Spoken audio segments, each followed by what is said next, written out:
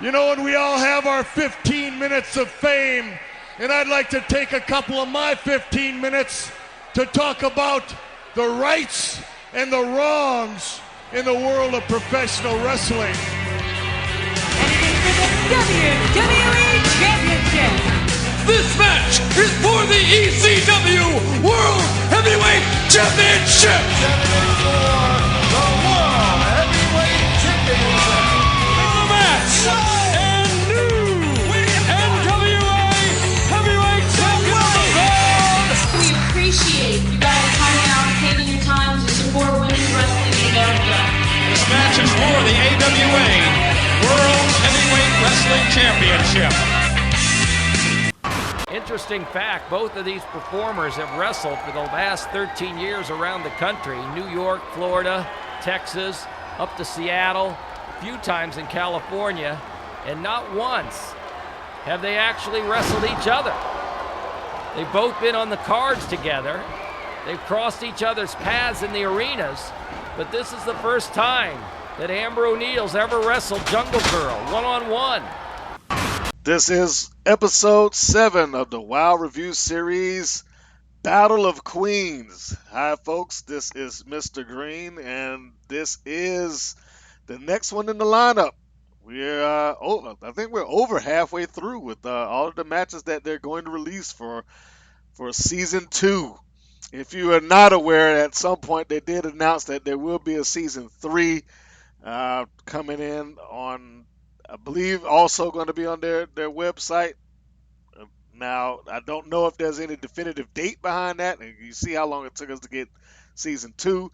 But season 3 will be released according to them, and as from what I understand, is essentially the remainder of the footage that has been chopped up from the tapings that took place in late 2012, 2013. So you're basically getting what would have been a second season broken up into 2 portions online into smaller videos so that it can be spread out.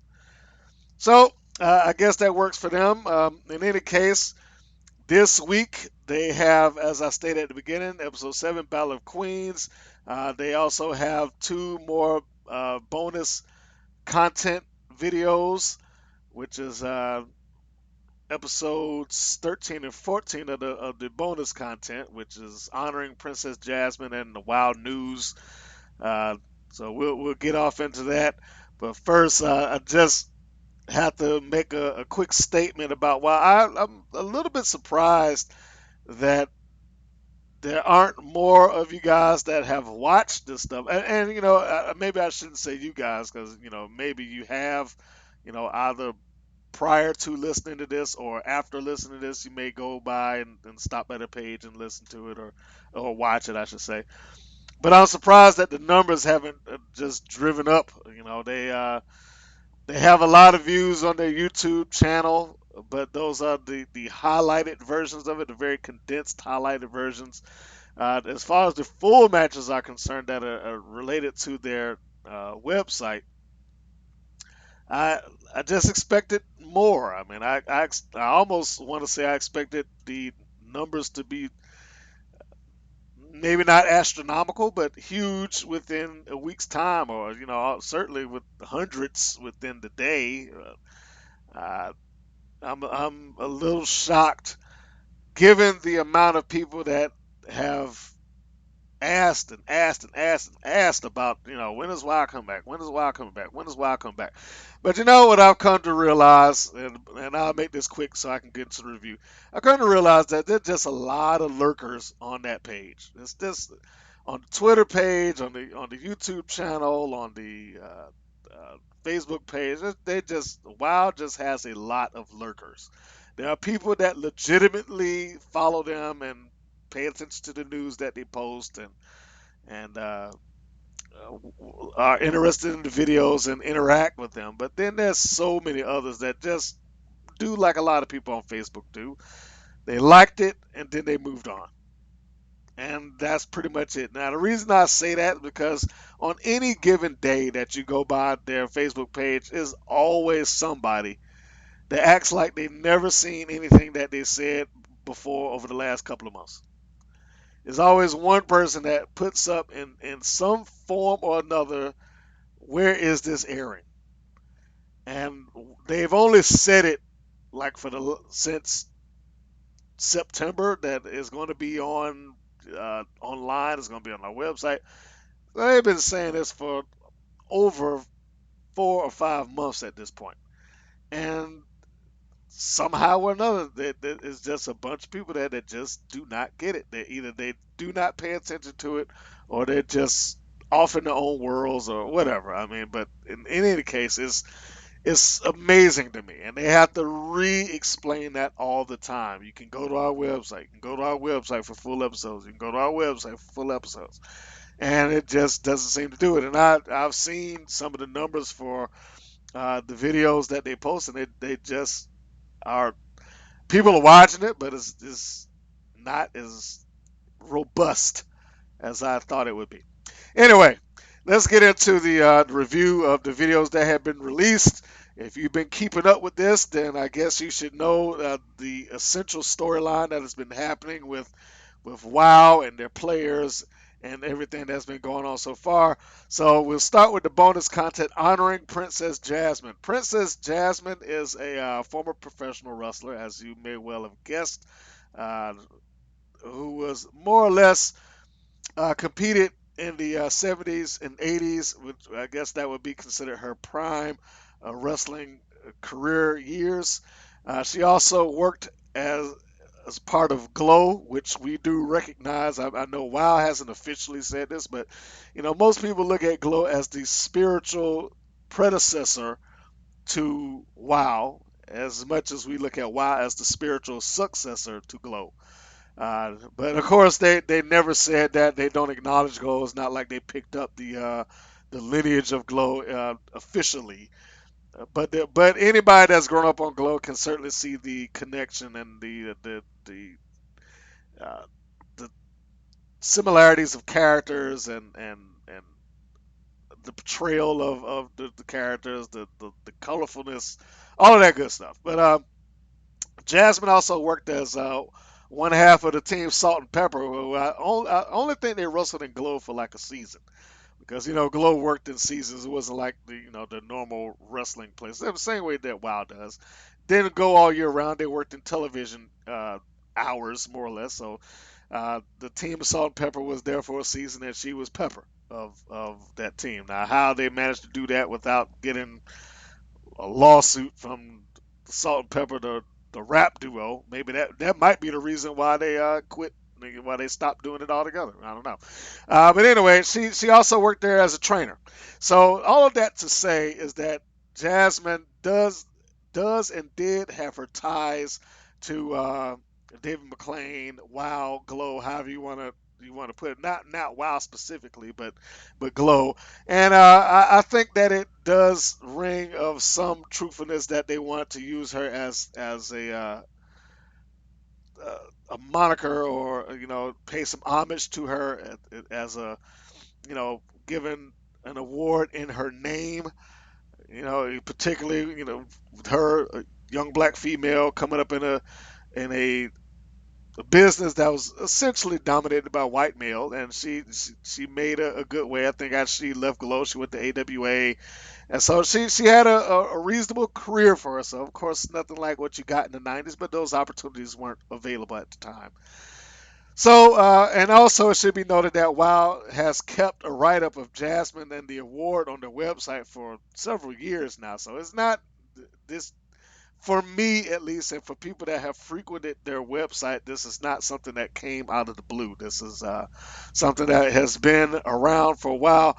But that being said, it is also rings of this is an angle alert. The giving out of the award is this is an angle. That, like I said, there's probably a lot of truth behind them wanting to honor her, but this is an angle. If you have gone onto their YouTube channel, it starts something up right there. So just be aware that the angle is coming, and it's not a legitimate award ceremony. Let's put it that way. Maybe they did it behind the scenes, but as far as what took place on camera, there is essentially there to kick off a new storyline. I won't get into the specifics of that storyline, only to say that it involves the world champion and her next contender. But the promo that was done by Keita Rush, talking it up and talking about the importance of the award and all that good stuff. Which, well, of course, nothing wrong with any of this. Nothing wrong with having one of your competitors talk it up. Nothing wrong with the award. Nothing wrong with using it as an angle, of, the kickoff in the storyline. Nothing wrong with any of that stuff. It all was done fine. There was a little bit of voiceover at the beginning, I think, Bob McLean. I believe it was his voice. I could be wrong. So all of that it is what it is. Just something to help forward a new storyline for what will assumably be next week.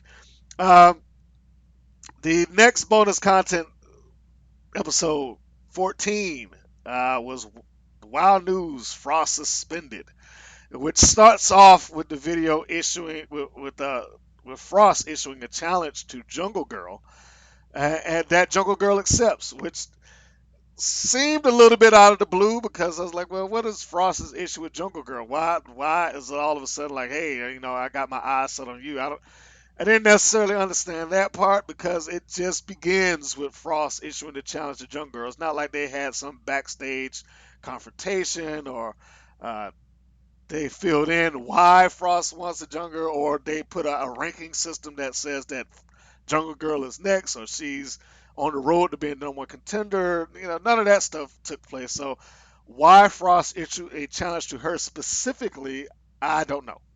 But the video goes on to tell you, I mean, it's almost like breaking news after they did that and after Jungle Grrrl accepted it. It's like, oh, wow, breaks in to tell you this, that Frost has been suspended due to attack that she put on a Zukar. Uh, Bear in mind that the attack that they're talking about essentially took place about a month ago. Well, actually, it's over a month ago. It's about a month and a week at this point. And during that video where they say, well, she's been suspended for this attack, it's announced that Jungle Grrrl, has a new opponent to be determined. So, and of course, Jungle Grrrl comes in and she tells she's ready to take on anybody. So that's all well and good. I would have preferred something to help string the stuff together. Like I said at the beginning, it would have been nice to know why on earth Frost would just randomly pick Jungle Grrrl as a challenger, or as somebody that she wants to attack or get a match with. I mean, I didn't understand the reasoning behind that, uh, and also for it to be quote breaking news. Why wait a month and a half? For that matter, why wait a month and a half just to say, hey, look, this lady put a vicious attack on the Zukar. She didn't let go of the figure four leg lock at the bell.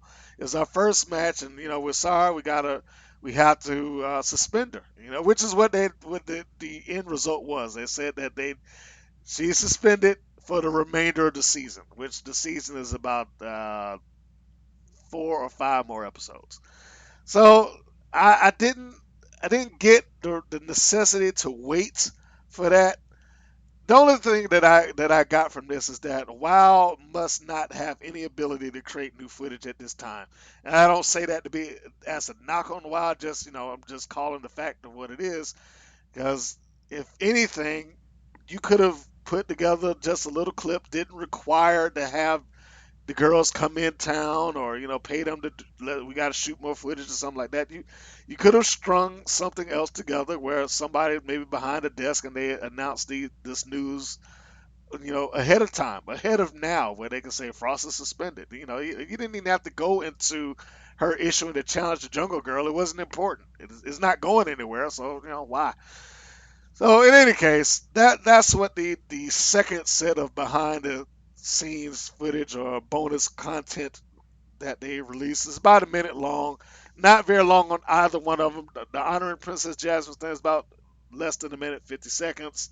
The Frost being suspended video is about a minute, uh, and both of them are easy to view, and like I said, the only thing that I had issue with is that WoW must not be creating any new content to help string together the footage that they have currently. That would be what I would have liked to have done if I were in their shoes. If it were me, if I had to get my own camera and shoot it myself, or write my own segment, or get behind a desk and kind of help get some information behind why these clips are the way they are, just to make as much sense as it possibly can. I would have done that. That's me though. That's there is no right and wrong in the wrestling business, or at least in the creative end. It's just what you would do, what you wouldn't do, and that was the way that I would have done it.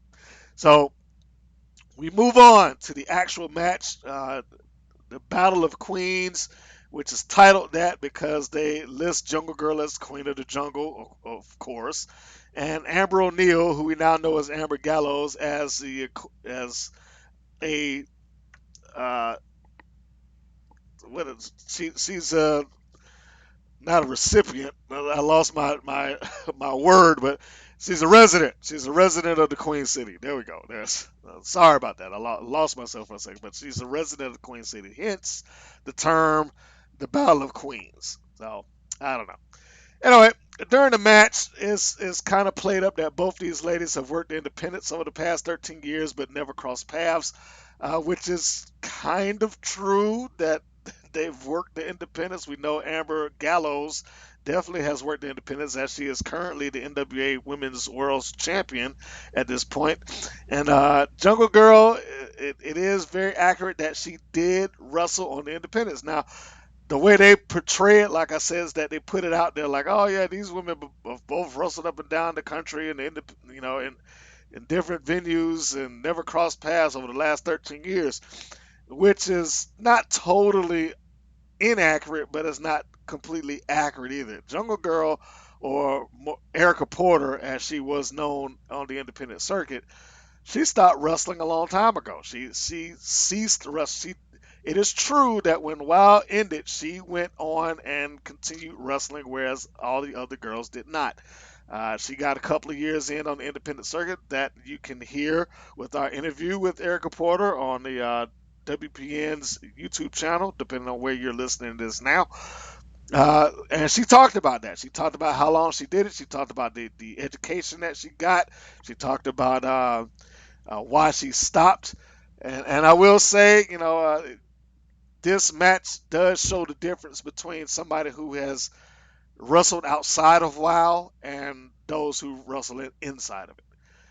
So in any case, like I said, it's not totally inaccurate, but it's not accurate either. There's no way they would have ever crossed paths because she stopped wrestling.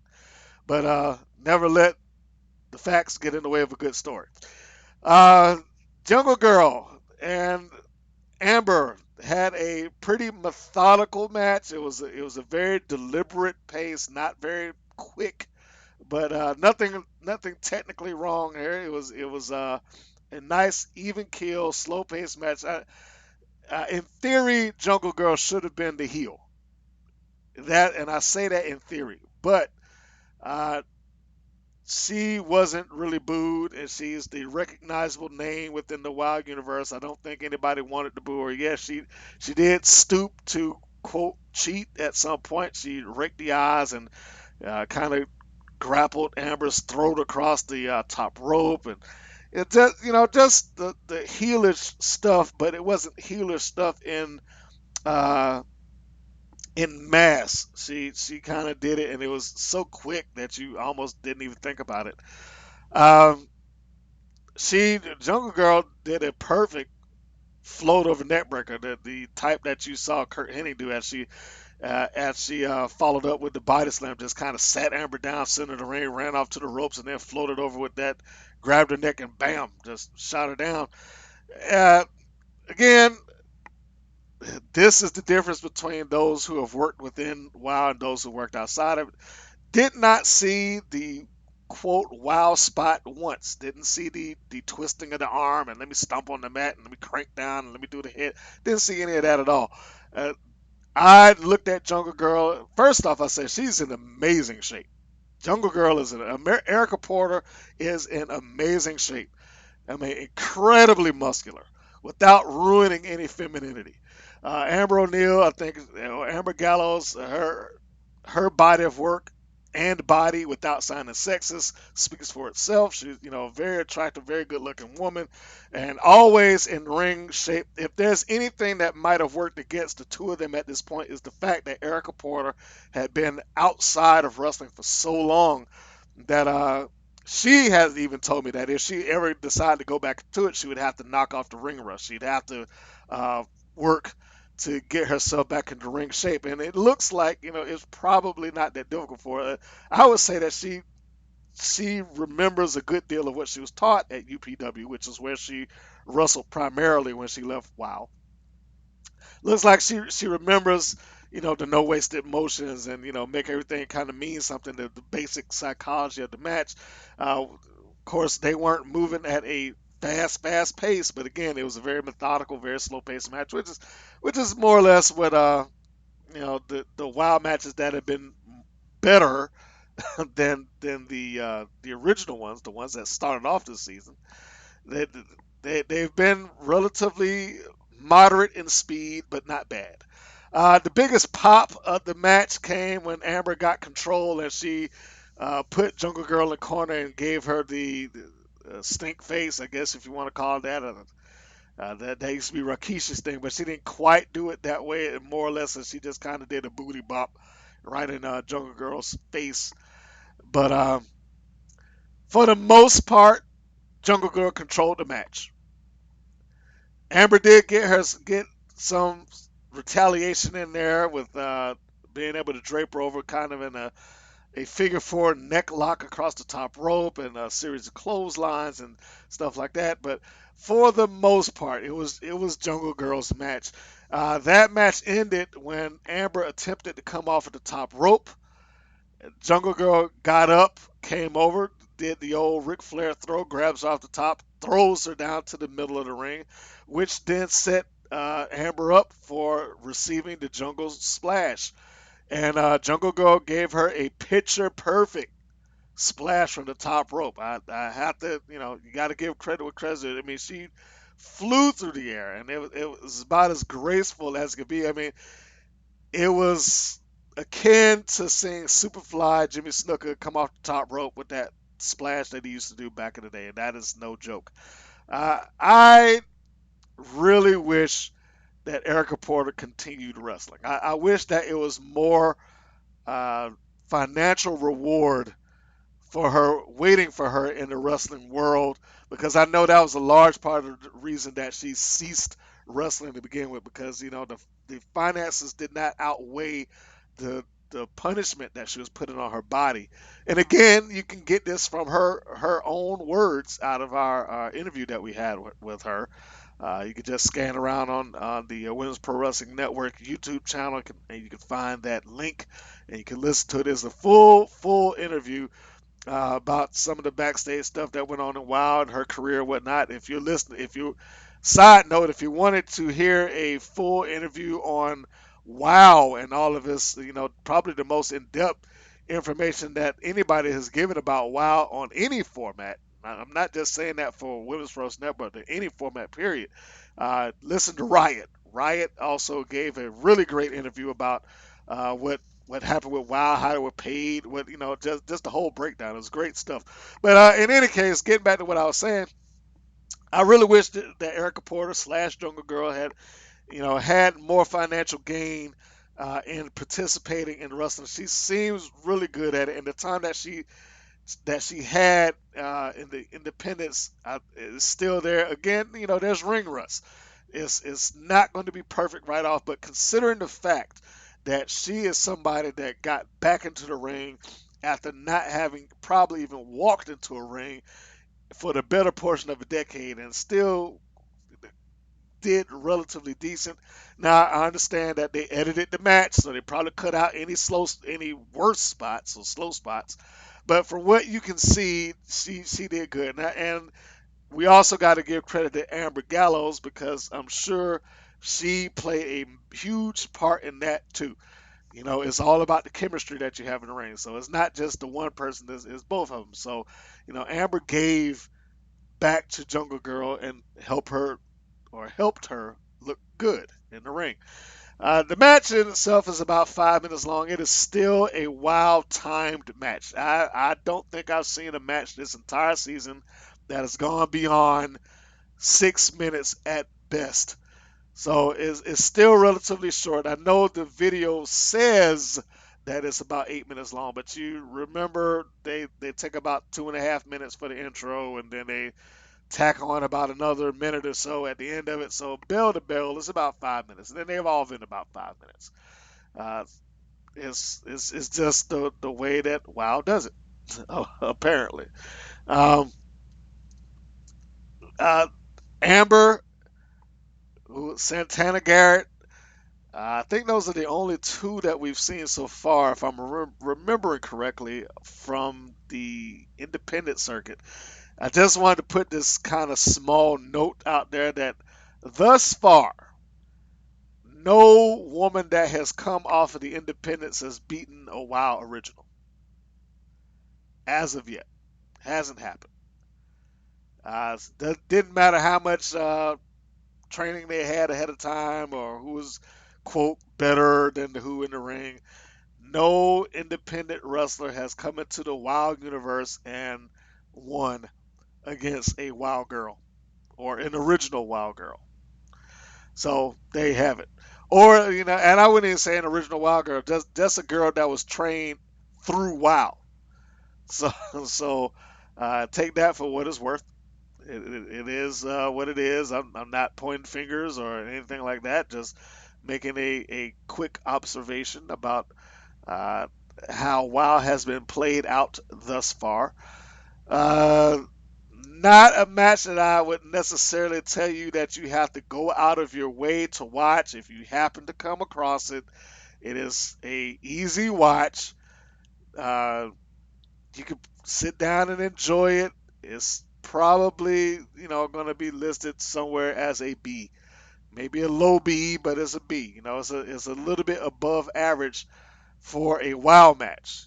Certainly in my view, a better match than what you got with, say, Jade and Desdemona. Not, I'm just using them as an example, but that's largely because neither one of those women were trained beyond this point, and I think I said it last week. Jade also great shape, great condition, probably somebody that could learn to do it if she chose to do it, but it doesn't seem like there's a lot of financial reward for these ladies on the other end of it. So they stop doing it when the WoW ends. But in any case, the Battle of Queens, I give it a B minus. It is a good match.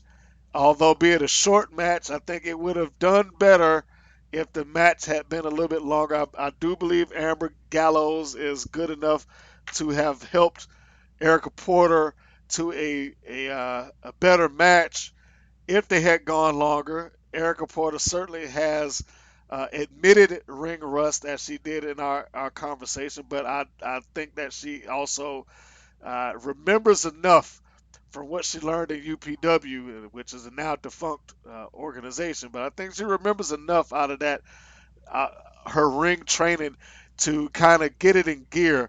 And again, if you don't look at anything else in that match, just look at the condition that she's in. Look at the shape that she's in. Look at, she's a workout fanatic. First off, that's what she does, and she is just immaculate in terms of just how her presentation. I would say that physically speaking, she looks better now than she did when I saw her originally. And anybody that has anything to say about it, drop me a line in the comments section or something like that. And, if you are familiar with WoW, if you're familiar with her work ahead of time or how she looked and all that good stuff, I like to hear it. I like to hear it from you, and let me know what you think. I'm giving you my opinion. I think she's better conditioned now. I think she wrestles better now. I would have liked to seen her wrestle a little bit longer. I would like to see her go, do some more matches, maybe work some places that are outside of WoW. It would be nice.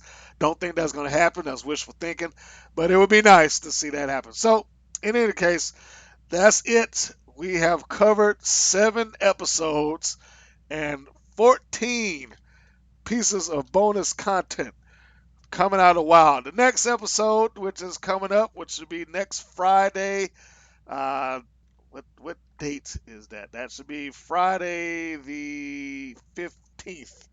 So Friday the 15th is when they follow up on the Princess Jasmine bonus content storyline, where they're going to award the Princess Jasmine honorary with the trophy. And of course, this is where it kicks off and it goes off into a whole different storyline. And we won't spoil that, but I will say that if you are not aware of it, you can go right online right now on their YouTube channel. You can look it up if you don't want to wait. It's not going to give you the show or the episode in its entirety. I've said it a couple of times. The YouTube channel is there. Everything that they're going to do for the entire season is there. The end results of everything that they have is there. But it is not shown in its entirety, maybe with the exception of the Lana Star versus Sunshine match, because it was so ridiculously short. But outside of that, everything else is condensed. And if you want the full versions of it, you got to go to their website and watch it in full when it's released on its specific day. So that is it. We will wait until the 15th for what is titled Award Show Shocker. And after I see it, then we'll get back with another review. In closing, make sure that you stop by our various social media outlets. We are trying to grow this thing out. Depending on which places that you like to communicate, we have WPN Wrestling on Twitter. We have Women's Pro Wrestling Network on Facebook, Women's Pro Wrestling Network on Google Plus, of course, Women's Pro Wrestling Network, also YouTube for all the additional content. Of course, Facebook does carry some exclusive content on there. Merchandise. I can announce now that we are working on merchandise. Merchandise is coming, and I mean that in both in clothing and video. So for those people that like their wrestling a little bit more intense, or you want to see some of the indie girls out there kind of get it on, the ones that we've been featuring on here, we're talking about Tiffany Rocks, Rock and Roll Roxy, Pandora, the Girl on Fire, Kiera Hogan, the Last Pure Athlete, Jordan Grace, Devin Nicole. I'm probably forgetting some. I'm just naming them off the top of my head right now. And of course, there's podcasts and things like that. But if you want to get some of our stuff, keep your eyes out. If you haven't subscribed to our channel, subscribe. If you haven't liked our Facebook or followed us on Twitter or found us on Google Plus, you certainly want to do those so you get this information when it hits. You don't want to miss it. And of course, if you're the type of person that likes to support what you believe in, and if you believe in our channel, if you believe in what we're doing, if you like us to continue to grow, because believe me, if you like supporting the women's wrestling or the girls at independent circuit, supporting us will help you support them. It is absolute fact, because we are working on a lot of stuff, hopefully original content to get around and produce for you guys in the near future.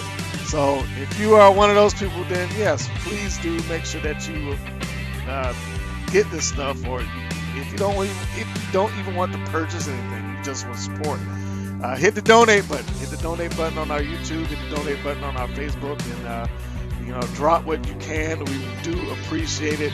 Every little bit helps. It is a fact. It helps. Keeps us moving forward, keeps this thing growing, keeps us being able to take care of the website, get the content, get cameras, edit, all of these things. Everything costs money. Unfortunately, everything costs money. So yeah, just keep all those things in mind. Anyway, that's it. We've covered this ground. We've gotten WoW taken care of. Join us next week. Make sure you go to our site to see some more matches, and we will see you guys next week. Take care. Thank you for listening to the WPN's Rights and Wrongs of Pro Wrestling. If you have questions or comments, please contact us via our Facebook or our YouTube channel at the Women's Pro Wrestling Network. If you're new to the WPN, feel free to subscribe to our channel and like our page. We appreciate your support. Thank you again for listening.